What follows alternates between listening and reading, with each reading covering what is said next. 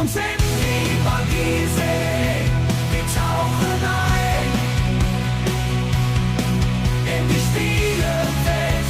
Wer uns schafft, kein Moment vergeht. Die Gang Community, unsere Bande eint.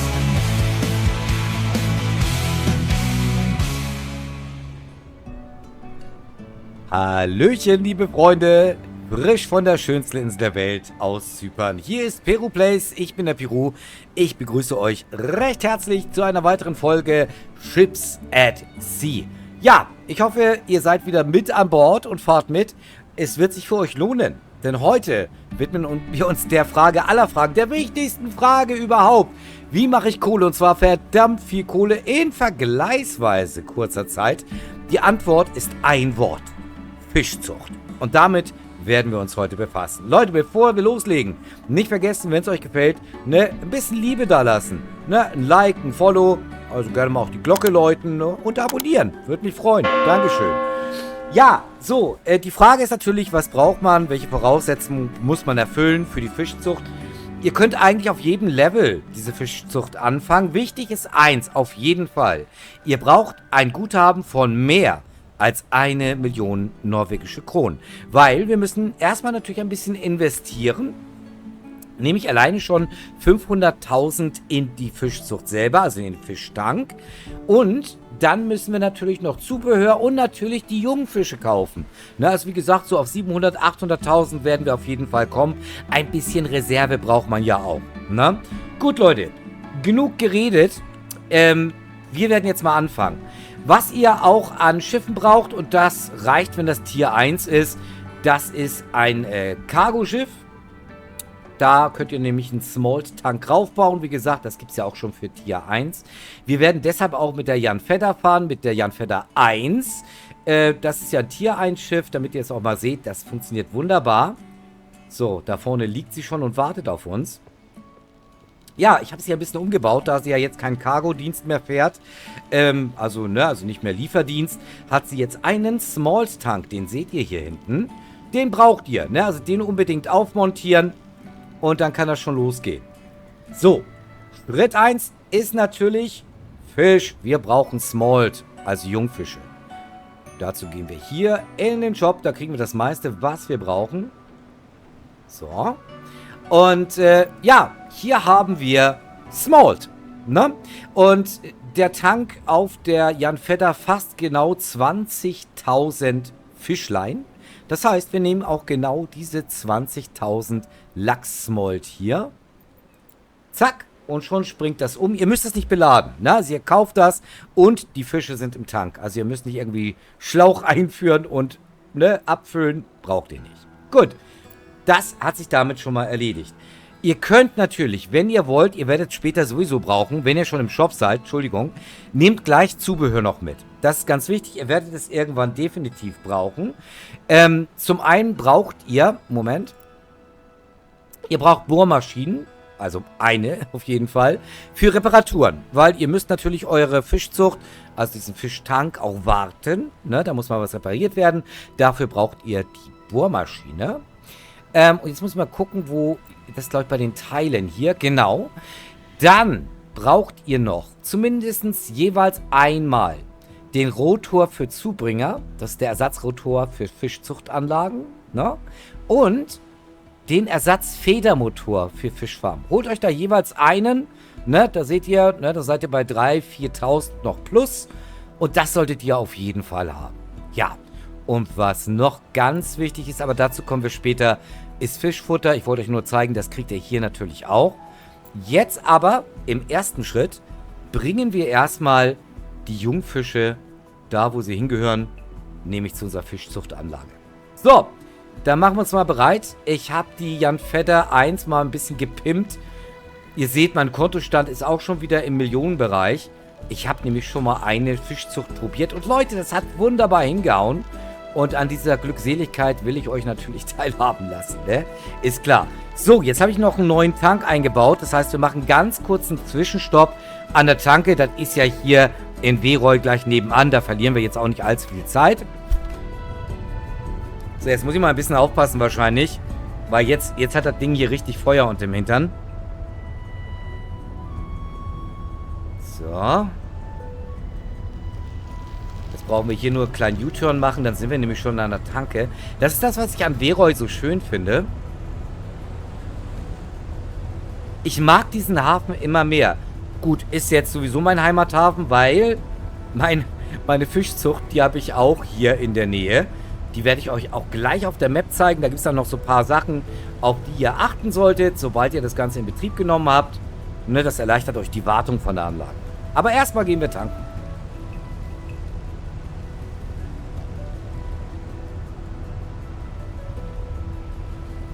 Ich muss mal ein bisschen hier Tempo zurücknehmen. Ich bin das gar nicht gewohnt, dass der hier so viel PS unter der Haube hat, hier die kleine Jolle. Jetzt müssen wir eigentlich noch mehr aufpassen, ne, dass der nicht hier kentert. Obwohl, ich habe jetzt auch den besten Propeller eingebaut. Eigentlich sollte die ganz stabil sein, trotz ihrer kleinen Größe. Aber wir sehen trotzdem, sie geht ziemlich hoch hier. Dabei ist der Wellengang gar nicht mal so dolle. Naja.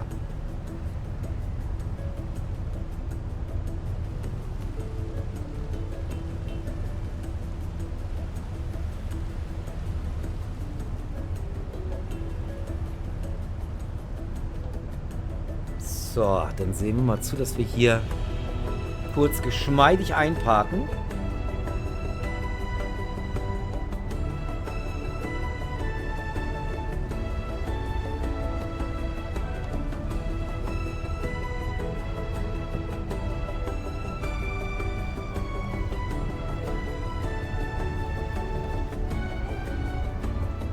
So. Hallo? So. Andocken bitte. Geht doch. Leute, lasst euch doch nicht zweimal bitten hier. Gut, dann machen wir mal kurz den Motor aus. Zack. Und dann geht's raus an die frische Luft mit dem Jungen hier. Ups. Ich bin jetzt schon länger nicht mit der kleinen Jan Fedder 1 gefahren. Man merkt das, ne? Ich renne ja schon gegen die Wände. Ich bin so enge Führerstände gar nicht mehr gewohnt.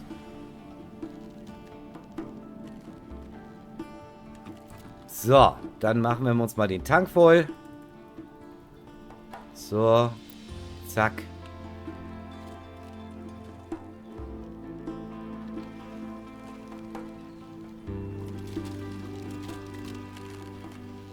So, das ging jetzt ganz fix.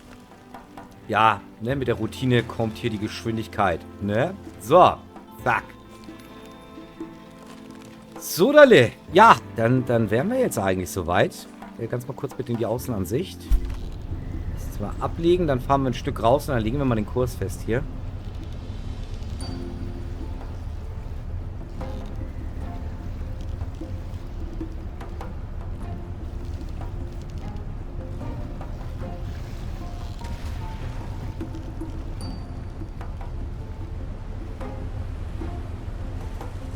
So, mal sehen, ob er mich hier jetzt schon gleich den Kurs machen lässt. So, da haben wir Veroy. Jawohl, wunderbar. Besser geht's nicht. Wir halten uns hier mal ganz geschmeidig immer an der Küste entlang, dass die Strecke ein bisschen abkürzt und zudem natürlich wir nicht so in die starken Seegänge hier kommen, dass wir hier ganz restfrei zu unserem Ziel kommen. So. Auch schöne weite Kurve. So, das ist das Schöne hier an Veroy. Auch unsere Fischanlage, unsere Fischzuchtanlage ist nicht allzu weit entfernt. Werdet ihr gleich sehen. So, da ist sie schon. Schauen wir uns auch gleich genauer an. Ich aktiviere nochmal ganz schnell unseren Autopiloten. Für die kleine Strecke lassen wir den mal steuern.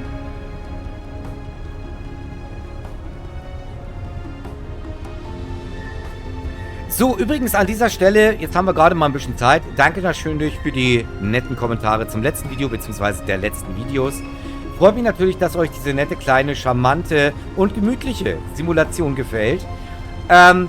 Es wurde jetzt auch geschrieben über Seafarer. Dazu werde ich noch ein Video machen. Leider habe ich keine Testversion. Ich habe mich jetzt für die Beta beworben. Daumen drücken, dass das klappt. Die darf ich euch natürlich in der Beta-Phase, in der geschlossenen, noch nicht zeigen. Aber ich würde mich freuen, wenn ich einer der Ersten sein könnte, der sie euch dann zeigt. Das heißt, wir werden mal so eine kleine Trailer-Preview machen, das Ganze mal ein bisschen analysieren. Allerdings in einem der Kommentare stand auch mit Seafarer, da kommen dann ja endlich auch mal große Pötte. Die gibt es hier auch, bloß eben noch nicht. Ne, also wie gesagt, wir sind ja jetzt hier bei Upgrade Nummer 2. Mit Upgrade Nummer 3 wird dann das erste oder die ersten Tier 4 Schiffe dazu kommen. Und mit dem Vollrelease, also der Vollversion 2026, kommen dann auch abschließend die Tier 5 Schiffe. Und das sind unter anderem Containerschiffe. Also auch die großen Pötte werden auch hier zu Ships at Sea kommen. Aber wie gesagt, wir werden uns beide mal anschauen, vielleicht auch mal ein bisschen vergleichen, soweit wir das schon können.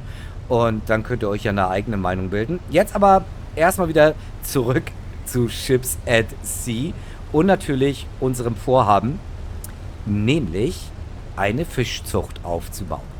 So, also wie gesagt, ihr braucht 500.000 Öcken, also sprich 500.000 norwegische Kronen, um euch eine Fischzucht zu kaufen. Das sind diese Kreise, meistens sind es hier immer 4 in einer Reihe. Und ihr seht schon, die kosten 500.000. Eine habe ich mir gegönnt, da ist sie. Wenn ihr darüber havert, kriegt ihr die wichtigsten Informationen. Fisch ist natürlich jetzt nicht drin. Lebensmittel sind noch ein paar Reste drin von meiner ersten Zucht. So, nicht weniger wichtig, jetzt hier Netzgesundheit. Das werde ich euch vor Ort zeigen. Das sind die Netze, die also diesen Tank abdecken. Die müsst ihr natürlich im Stand halten, dass euch da keine Fische rausspringen oder von gierigen Möwen gemopst werden, was weiß ich. Und die Gesundheit der Fütterung, das heißt hier der Fütterungsanlage, ja. Deshalb ist es so wichtig, dass ihr Ersatzteile auf jeden Fall parat habt, ne, falls das vonnöten sein sollte. Dazu aber später mehr. So, wir machen uns jetzt frisch auf den Weg. Das dauert ein paar Minuten. Deshalb kürze ich das für euch jetzt mal gleich ab. Wir sehen uns gleich bei unserer Fischzuchtanlage. Bis gleich.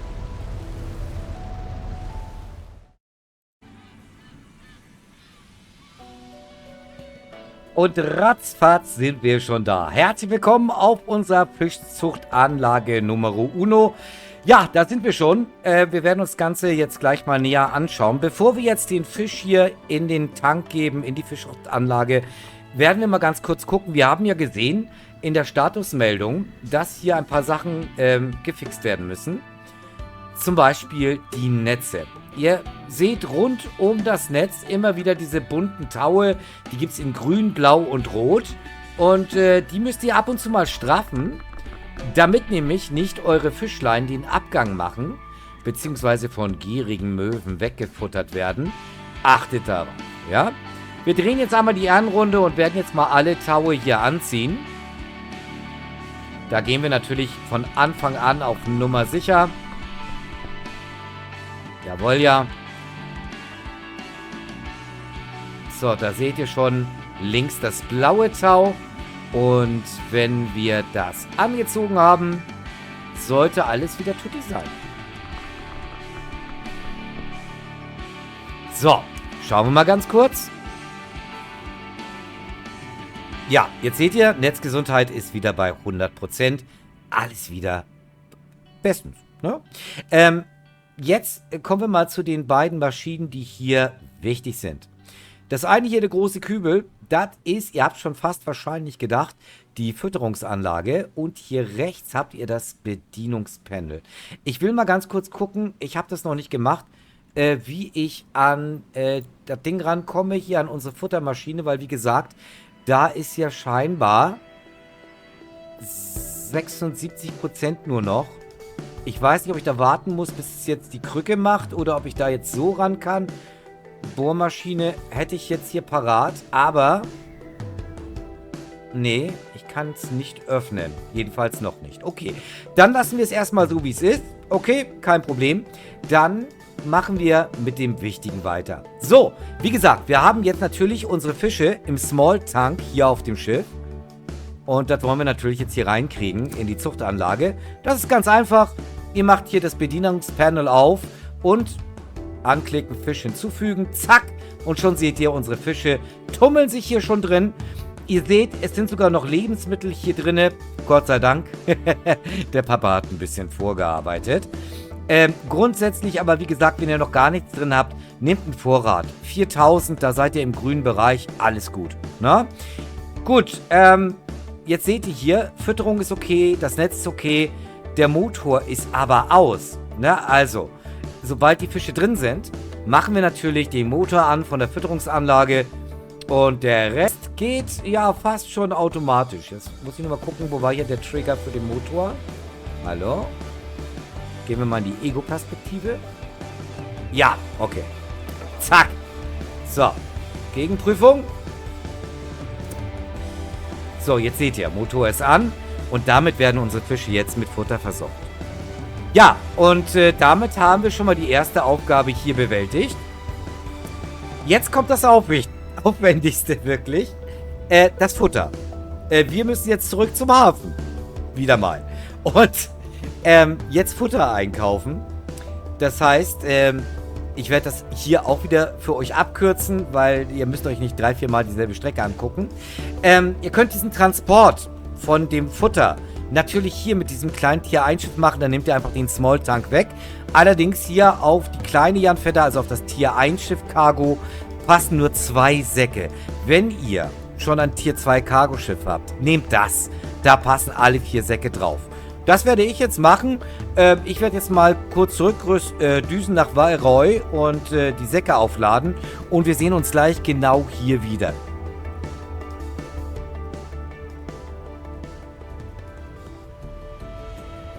Ja, Freunde, und da sind wir wieder. Wie ihr seht, ich bin zwischenzeitlich umgestiegen auf die Janfetta 2. Die ist ein bisschen größer, hat ein bisschen mehr PS. Da geht die Reise auch schneller. Trotzdem hatte ich mal ein bisschen Zeit, ein paar eurer Kommentare zum letzten Video von Ships at Sea zu lesen. Ich freue mich ja immer, wenn ihr schreibt. Ne? Manchmal schlägt aber bei mir der Beschützerinstinkt an. Da muss ich was zu sagen, damit sich derjenige nicht weiter zum Vollobst macht. Ich hatte jetzt gerade den letzten Kommentar gesehen. Das Thumbnail ist ja der totale Clickbait. Also ich weiß nicht, ob der oder diejenige weiß, was Clickbait ist. Wenn ihr euch erinnert, ihr seht auf dem Thumbnail, ja, den Papa, dank KI, beim Langleinenfischen. Und darum geht es ja in diesem Video auch. Ich weiß jetzt nicht, was daran Clickbait ist. Ne? Ich versuche immer eben halt ein paar schöne Thumbnails zu machen. Ne? Dass ihr auch ein bisschen Spaß habt und das ein bisschen nett ist. Ne? Man will es ja hier schön machen für euch. Ne? Wenn dann solche Schwachsinnskommentare kommen, also dann fällt mir mal so ein bisschen vom Glauben ab. Leute, bitte tut sowas nicht. Wenn ihr nicht wisst, wovon ihr redet, lasst das. Ihr macht euch zum Vollobst. Ich meine das wirklich gut, ne? So, aber witzig war es schon. Gut, wir legen jetzt noch die letzten 0, sonst was Meilen zurück zu unserem Fischzuchtgehöft, wollte ich schon sagen, zu unserer Fischzuchtanlage. Das habe ich jetzt total hier aus dem Ruder gebracht, der Kommentar. Entschuldigung, macht mich immer noch fertig. Okay. Ich glaube, ich werde demonstrativ dann jetzt mit KI als Gehilfen ein ganz richtig schreckliches Thumbnail machen. So richtig Clickbait-mäßig für dieses Video.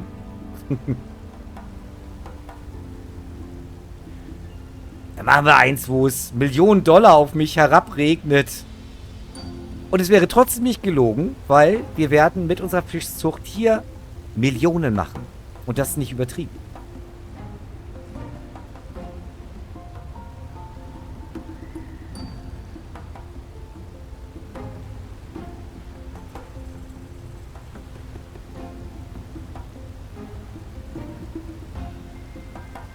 So, voraus auf 12 Uhr sehen wir schon die Silhouette unserer Fischzuchtanlagen. Das heißt, ja, momentan gehört nur eine uns. Ich weiß nicht, ob ich da mehr von machen werde, kaufen werde, weil ihr seht jetzt schon, ne? Es ist jetzt schon mit recht viel Arbeit verbunden und es hört auch nicht auf.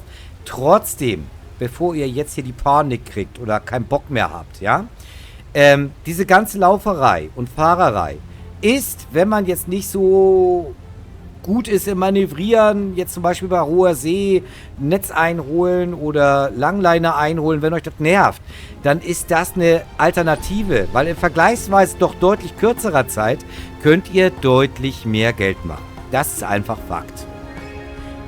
Natürlich dauert das alles länger, weil ich das jetzt hier alles für euch abkürze, aber wenn ihr Gas gebt, ich sag mal so in 1-2 Stunden, könnt ihr so einen Farmvorgang abschließen. Und dann hagelt es Millionen. Aber ich will jetzt nicht zu weit vorgreifen. Werdet ihr dann sehen, wie viel es gibt.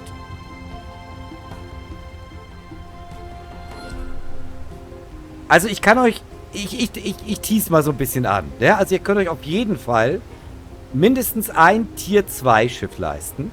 Das ich mir übrigens auch gegönnt habe. Zeige ich euch zum Schluss des Videos noch. So. Jetzt seht ihr auch mal, wie wir anlegen. Ist eigentlich so wie beim Hafen. Ihr habt wieder die Parkzonen, nenne ich es jetzt mal. Ne? Da seht ihr sie schon umrandet. Da müssen wir rein. Mehr oder weniger gerade. Hier scheinbar bei den Fischzuchtanlagen hat man das so ein bisschen großzügiger ausgelegt. Weil ja gerade die größeren Schiffe sind ja nicht gerade so gelenkig in den Kurven. Ihr kennt das ja, ne? So, und da sind wir auch schon wieder. Jetzt seht ihr das gute Stück auch mal im Ganzen. So, ja, jetzt sind wir ja eigentlich fast perfekt hier angedockt schon fast. Ja, wunderbar. Vorbildlich. Guti, dann machen wir mal die Kiste aus hier. Schlüssel. Zack. So. Jetzt habt ihr bestimmt schon gemerkt, Moment mal. Der Kerl hat ja nur 2000 Kilo Fischfutter an Bord.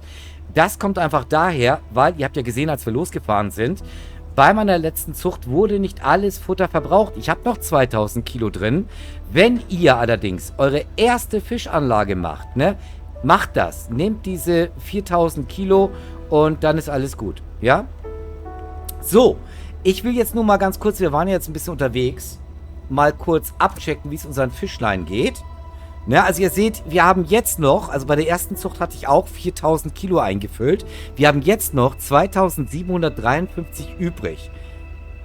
Kurze Anmerkung, wir sind ja jetzt bei Stufe 1 der Fische, das seht ihr hier in der Mitte bei Vertrieb. Das heißt, aktuell verzehren sie pro Tag 60 Kilo. Ja? Und haben aktuell ein Gesamtgewicht von 20.000 Kilo. Das seht ihr hier, ne? Links. Okay.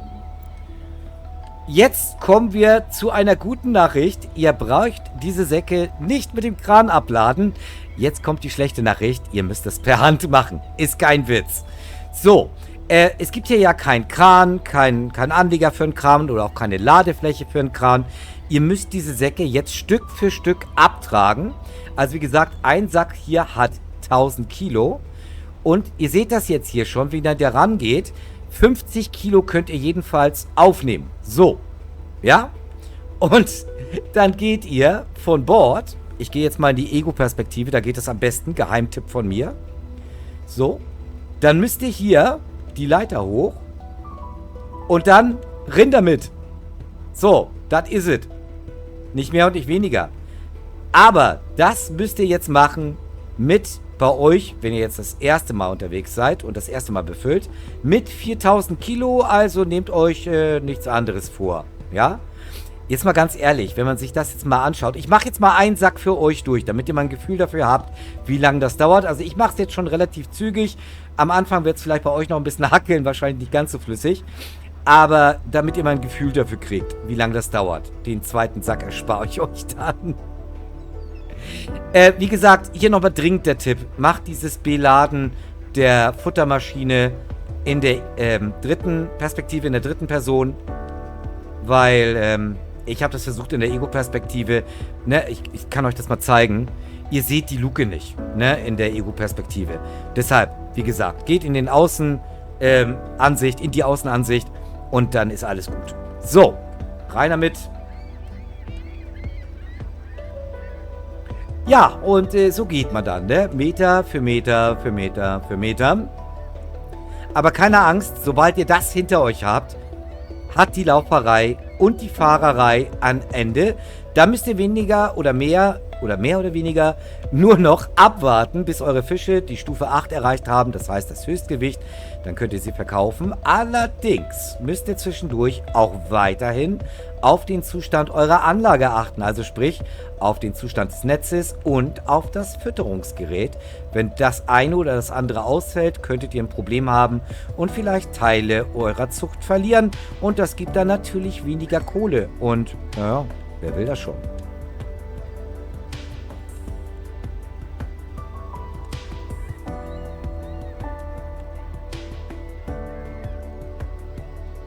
Also wer Spaß hat, kann ja mal die Zeit stoppen, die man im Schnelldurchlauf für so einen Sack braucht. Ich habe es noch nicht gemacht, aber vielleicht hat ja jemand von euch da Spaß dran.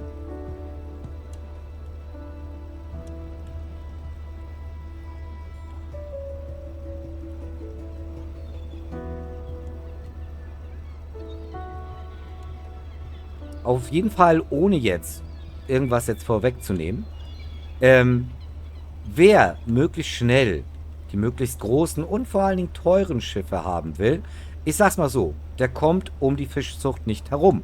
Natürlich könnt ihr Cargo fahren, natürlich könnt ihr fischen gehen, aber ihr werdet verglichen mit dem Zeit- und Arbeitsaufwand nie so schnell und so viel Geld verdienen. Sage ich gleich mal.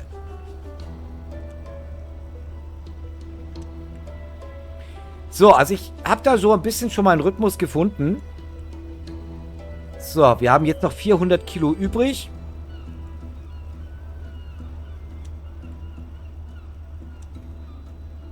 Danach werden wir mal das Board checken, wie gesagt, wie der aktuelle Zustand ist, auch von der Anlage natürlich. Und den zweiten Sack, den erspare ich euch dann.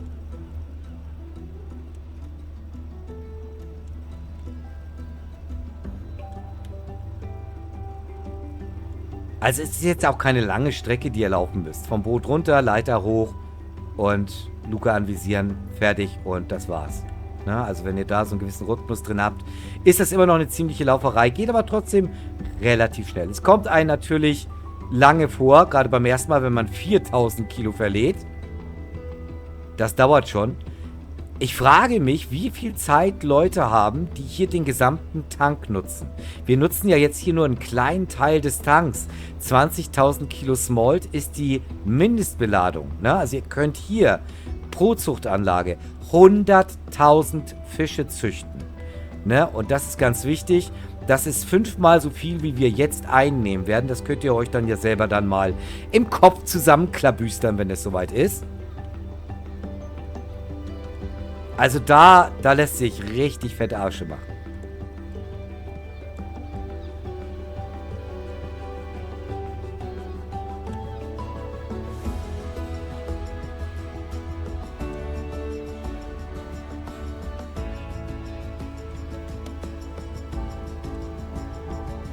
So, oh, war's das schon? So, wenn ihr den letzten Sack genommen habt, da ist er, dann verschwindet auch der große Sack automatisch. So, dann klettern wir hier mal die Leiter runter. Wo ist sie denn jetzt hier? Die Leiter, da ist sie. Okay. So, dann checken wir mal kurz den Zustand der ganzen Sache hier. Hallo, bitte mal aufmachen. So, wir haben jetzt 3753. Würde theoretisch schon reichen, aber wie gesagt, Reserve ist immer gut. Reserve ist nie verkehrt. Gut, Leute, ich mache mich jetzt mal an die letzten 1000 Kilo und wir sehen uns gleich wieder zum großen Finale. Da geht es nämlich ums Warten und Kassieren. Ist eine schöne Kombination. Bis gleich.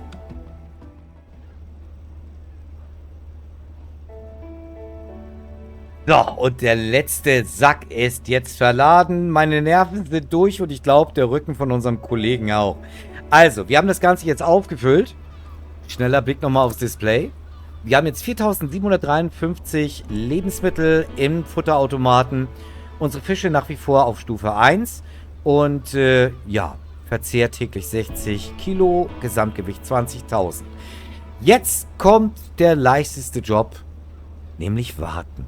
Das heißt, wir gehen auf unser Schiff und gönnen uns mal ein bisschen. Nämlich die volle Pausenpackung. Wir nehmen jetzt hier mal 24 Stunden. Bam. So. Und jetzt schauen wir mal, was nach 24 Stunden passiert ist. So. Also, sie sind schon ein bisschen größer geworden, sind aber immer noch auf Stufe 1. Na, sie verzehren jetzt täglich schon 90.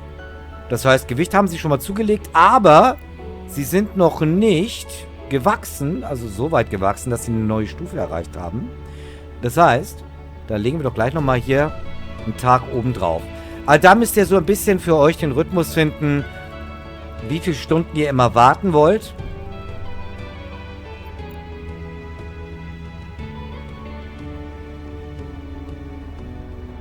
ne, bei der Gelegenheit natürlich immer mal gucken, ne, ist die Anlage noch in Ordnung? Ist klar, glaube ich, brauche ich nicht groß betonen, ne? So, jetzt seht ihr, hat sich was getan. Unsere Fische sind auf Stufe 2 gestiegen, haben also an Gewicht zugelegt und natürlich auch an Hunger. 135 Kilo sind es jetzt schon am Tag. Gesamtgewicht hat sich mehr als verdoppelt auf 45.000. Ja, und so geht's weiter, ne? Also immer wieder machen wir eine Pause und warten, beobachten nebenbei natürlich die Anlage, ob alles in Ordnung ist. Na, und so geht das munter jetzt weiter, bis unsere Fische Stufe 8 erreicht haben. Jetzt wollen wir mal sehen, dass wir das auch so schnell wie möglich erreichen. Eine Frage, die mich tatsächlich jetzt beschäftigt, euch vielleicht oder wahrscheinlich auch, höchstwahrscheinlich auch, wie die Reparatur des Fütterungsgeräts vor sich gehen soll. Ach Leute, ich will doch hier... Papa ist wieder zu blöd. Ja, wie die Reparatur vonstatten geht, ne? Also wie gesagt, direkt ans Gerät konnten wir nicht ran. Ich frage mich jetzt, ob das eine Mission jetzt ist, zum Beispiel für eines unserer Service-Schiffe, dass wir damit die Reparaturen machen. Das werden wir zu einem späteren Zeitpunkt aber nochmal aufgreifen. Ich muss da erstmal nachforschen. So, jetzt sehen wir hier schon, sind wir schon bei Stufe 3. Täglicher Verzehr 202, Gesamtgewicht 67.500. Also, es wächst und gedeiht. Schneller Blick auf unsere Anlage. Netzgesundheit 90%, Gesundheit der Fütterung 66%. Also, ja, da muss jetzt langsam mal was passieren, dass wir da eingreifen können, ne? Nicht, dass das Ding hier kapeister geht. Ich kann auch die Taue hier jetzt gerade nicht anziehen. Aber gut, die Netzqualität ist ja immer noch bei 90%. Das ist auf jeden Fall akzeptabel. Aber wir machen so ein bisschen die 66% beim Fütterungsautomaten ein bisschen Sorgen.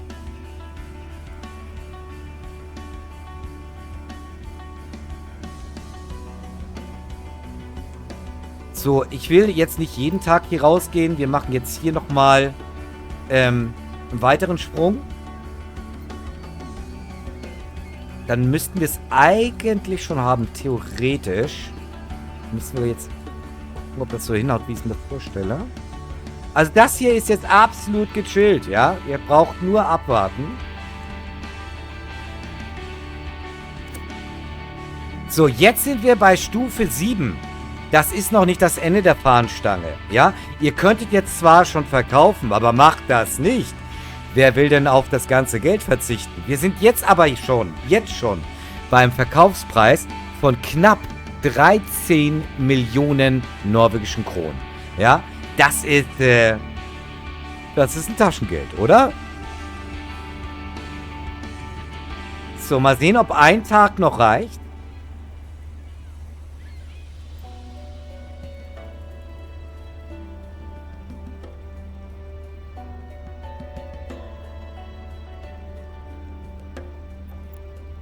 Okay. Ich hoffe mal, es reicht. Yes! So, Leute, wir haben es geschafft. Unsere Fische haben die Stufe 8 erreicht. Sobald das passiert, die wachsen nicht mehr weiter. Ihr könnt, sobald das erreicht ist, die Stufe 8, sofort verkaufen. Das machen wir auch. Und wir kriegen, und jetzt anschnallen, 13.600.000 Kronen. Und das bei einem Einsatz von 700.000, 800.000 Kronen. Ich finde, das ist ein guter Deal. Und was noch schöner ist, ihr müsst das Ganze nicht abliefern irgendwie in Weroy. Einfach auf Verkaufen drücken. Zack. Und schon, seht ihr es oben rechts, ist die Kohle auf dem Konto. Na, ist das was? Ich würde sagen, ja. So, ich würde jetzt gerne, ja, zum Schluss nochmal gucken, ob ich hier irgendwie an das Ganze hier rankomme. Ich nehme mal ganz kurz, ich will es nochmal probieren, ob wir das hier vor Ort reparieren können. Jetzt hier aus dem Stand raus. Ich gehe mal dazu in die Ansicht. Ja, das scheint der Motor zu sein. Aber er zeigt mir hier nichts an zum Reparieren. Ist hier was zum Öffnen?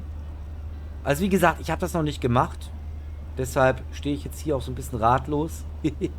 Also, ja, man muss hier eben halt noch das eine oder andere erforschen. Oder bei Kollegen abgucken. Wie gesagt, es gibt ja noch kein Handbuch. Ne? Nee. Wie gesagt, ich muss mal gucken. Ich könnte mir vorstellen, dass das vielleicht jetzt ein Einsatz wird für unser Serviceboot. Ne, das wär's ja. So, übrigens, falls ihr euch gewundert habt, so sieht euer Schiff nach einer Woche Nonstop Gebrauch aus. Wir sind ja jetzt über eine Woche schon auf See. Ich denke, hier wird es dringend Zeit für eine Wäsche.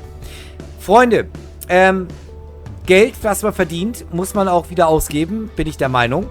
Ich zeige euch gleich mal, was ich mir gegönnt habe.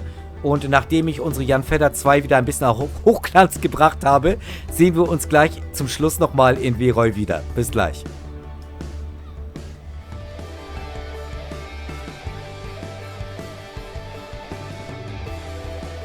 So, Freunde, und damit sind wir wieder zurück in der Werft. Frisch poliert steht die Jan Fedder 2 vor uns. Ja, und jetzt haben wir ein bisschen Kleingeld. Und mit 13 oder in meinem Fall jetzt gerade 19 Millionen, da kann man schon eine ganze Menge machen. Zum Beispiel einkaufen gehen. Und ja, mit dieser Umsatzmöglichkeit, ja, habt ihr also wirklich alle Türen offen und selbst die Tier 2 und Tier 3 Boote stehen euch jetzt alle, ja, sozusagen offen, ja, oder sind in greifbarer Nähe, sagen wir es mal so. Was ich mir zum Beispiel gegönnt habe, da hatte ich schon die ganze Zeit ein Auge drauf, nämlich hier das Tier 2 Schiff der Serviceklasse. Das ist jetzt die MacGyver 2. Kostet 5.560.000. Hey, mit 19,5 Millionen ein Klacks, ja? Oder schauen wir mal weiter. Hier natürlich die Röster, das Frachtschiff. Das ist ja die Klasse 1. Wo haben wir jetzt hier die Klasse 2 noch? Da. Ne, die Dr. Phil, was bei mir die Jan Fedder 2 ist, 950.000. Das ist alles Taschengeld. Und wenn wir jetzt mal gucken, die Tier 3 Schiffe, die es mittlerweile gibt, ja gut, das ist schon ein bisschen mehr, ne? Also hier die Scomcat, da sind wir schon bei 49 Millionen oder knapp 50. Die Nordland, das Frachtschiff, Tier 3, 64 Millionen. Oder, das ist eigentlich schon fast erschwinglich, Fischerboot der Klasse 3, 22 Millionen. Also das ist gar nicht so weit weg, wenn man sich ein bisschen auf die Fischzucht einlässt. Gut, Freunde, ich habe euch ja versprochen, wir werfen nochmal einen kurzen Blick auf die MacGyver 2, auf unser Service-Schiff, Tier 2 Klasse, dass wir es uns zumindest schon mal angucken. In der nächsten Folge werden wir sie auch natürlich gebührend einweihen. Erstmal machen wir mal so eine kleine Besichtigung. Da ist sie sehr schnittig. Ist übrigens das schnellste Schiff im Spiel. Ich glaube mit 15 bis 17 Knoten. Da geht was.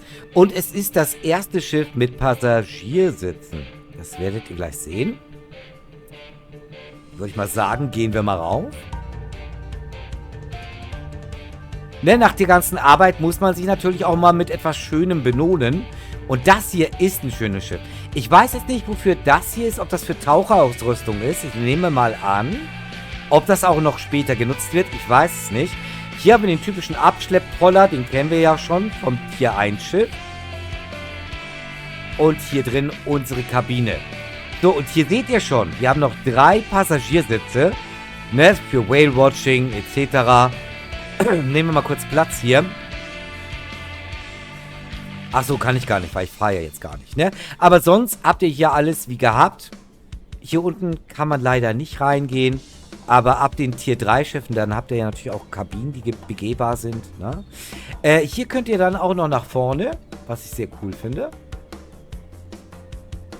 Also alles in allem ein recht schönes Schiff. Und wie gesagt, in einer der nächsten Folgen werden wir das dann auch einweihen. Ne? Mal gepflegte Wahlbeobachtung oder Notfalleinsatz. Wenn ich das richtig gelesen habe, hat dieses Schiff sogar eine automatische Feuerlöschkanone. Wie das funktionieren soll, weiß ich noch nicht. Aber ja, wir sind ja neugierig, ne? Das klären wir bei einem der nächsten Folgen. Leute, ich hoffe, es hat euch gefallen und ihr könnt diese Tipps und Tricks von mir ein bisschen anwenden und habt viel Spaß und vor allen Dingen viel Kohle mit eurer Fischzuchtanlage. Wenn es euch gefallen hat, wenn es euch weitergeholfen hat, würde ich mich sehr gerne freuen, wenn ihr mir ein Like da lasst, ne, die Glocke läutet, vielleicht sogar abonniert. Ja, und ich sage erstmal Dankeschön fürs Zuschauen. Bis zum nächsten Mal. Tschüss.